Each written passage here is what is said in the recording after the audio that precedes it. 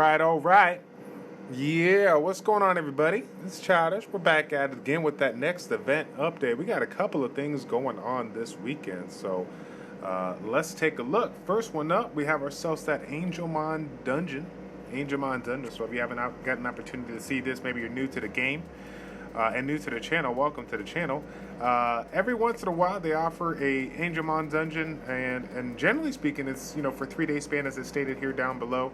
But they in past times, they've only offered the opportunity to collect either a water, fire, or wind Angelmon. So now you have the opportunity to collect all 5 Angelmon, which I believe this is a great thing to have.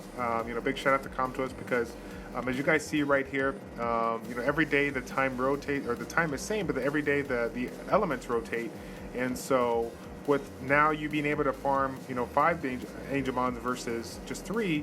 That's just more opportunities for you guys to be able to log in and take advantage of it. The one thing that was criticized in the past is because there's only 3 opportunities to do it. That's 3 opportunities in a day where you kind of had to focus your time to be able to do that if you're available. Sometimes you might be sleeping. It could be a couple things going on. But now, since there's more elemental dungeons open, there's more opportunities for you. And take note, guys, that even though you might have an opportunity to get an Angelmon that may not be one you're working on, Angelmon or so Angelmon, they're going to help you level up the units regardless if it's the attribute or not. Obviously, if you match the attribute, that's going to give you a little bit more bonus XP if you're not familiar with that. But if not, you still can get the advantage of at least maxing it out and investing it into whatever unit you're trying to level up. But just remember, guys, if you're using a different element of an Angelmon for a unit, of a different element, you do not have to awaken it. The bonus from using the same element Angelmon will come from that awakening there. So you can save yourself a little bit of awakening material for that. So yes, that's going to be going on April 15th to April 17th. Make sure you all tune into that as always. And last but not least, I'm kind of excited for this. If you guys follow me in the arena grinding episode I was telling you about, I recently got the Dark Charger Shark for the Guardian rank for the arena. And so now I got a dungeon here that we can go ahead and take advantage of this. But I'm actually not too... I think the wind sharks, the sharks in general, are not too shabby at all. We'll take a look at the wind one here in a little bit. But as again, it's going on this weekend in addition to the Angelmon dungeons. Make sure you make time for all of them. Secret dungeon, all you need is 40 pieces, guys. But again, if you have a particular shark that you're trying to skill up or whatnot, this is going to be the best opportunity. If you're new to the game, this would be a nice one to play around with. We'll take a look if we see what we like with regards to it. But obviously, when you're new to the game, you definitely want to farm at least one because you never know if it's going to be available for a different type of fusion coming down the road. But considering these sharks that I've seen in the past, I think it's worth getting up a skill up, just skill them up just so we can play around with them. So I kind of like their skill sets in some of them here.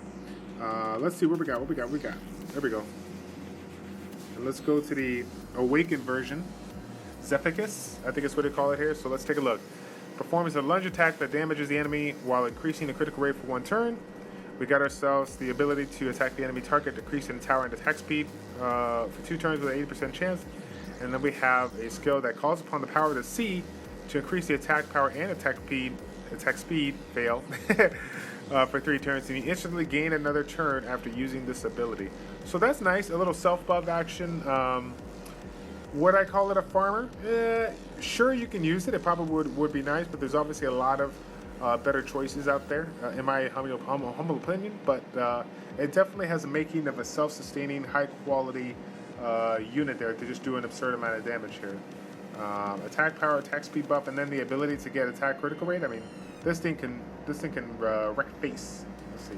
Let's see if we can switch over to the element water, awaken. So taking a look at this, we got ourselves a lunge attack again, the ability to decrease the attack power, attack speed, and then his big skill, when landing as a critical hit, it inflicts continuous damage for 1 turn on a target. So if a target dies from this attack, you will heal as much as the amount of the damage. So you guys might have seen the videos on this. There are a few videos on this flying around with the water shark being part of some people's Dragons B10 team. Some people use this as a farmer. I mean, it does work. Again, I think there's a lot of other choices there, but if you're really looking around and playing with some units, I mean, this could be this could be a candidate if you're not having too much luck and you want to, you just want to mess around, have some fun, make a new toy or whatever. So let's take a look on the next one. I keep on doing that. I keep on forgetting that you can just switch within the elements now. So we'll go ahead and do that.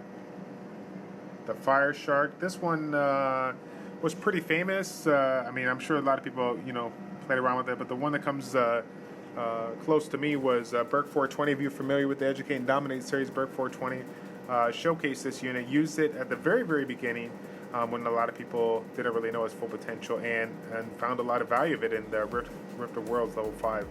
So again, same two skills as before. AoE, attack power, and attack speed decrease. So again, you can probably see why Berk was using this in the what's it called, Rift of Worlds. Obviously the speed lead is great for all the fire-based units, not just the damage dealers like Hua, but the units like Colleen, getting those skills, getting those heals off.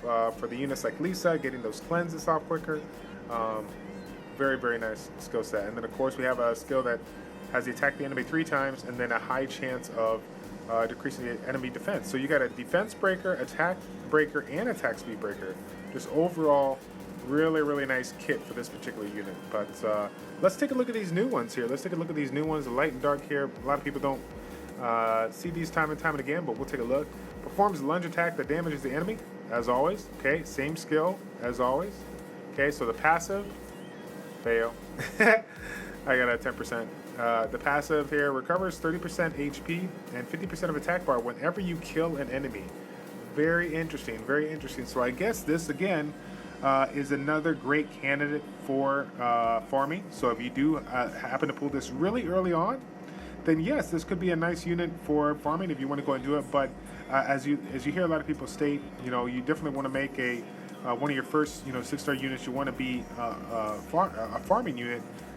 So you can help kind of progress your other units. But keep in mind that when you're looking at certain units, we have a wide variety of units in this game that can do a lot of things. So when you're considering which ones you want to level up, right, and make a 6-star like a or just a farmer, a hell mode farmer, consider the fact that there's more value into it. So you choosing a unit that's going to contribute to more aspects of the game, not just for farming alone. So if you find yourself a unit that can help you out with Giants B10, Dragons B10, and later on down the road, Necropolis B10, that's a good thing to do. Like, for example, you guys know a very common one is Rogue, that is was used earlier on in the game, and now he's a prime candidate for Necropolis B10 for people that are looking for updates on that. So, all right, then last but not least, we got ourselves Calicus, the Dark Shark. Here we got same skills as before, guys: Launching Wave and Incapacitate.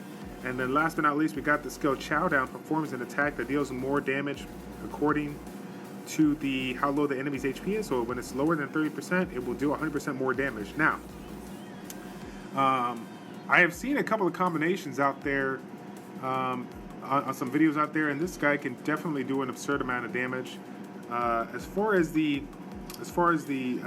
units being under 30%, I'm trying to think of how many situations you're going to be at like that. I believe. I'm trying to think of the YouTuber right now. I'm gonna have to put it down in the description down below. But I noticed that I've seen this unit being used as a unit to clean up the mess on a Wombo combo. Believe it or not, and it's done really well. But there are a couple of videos out there.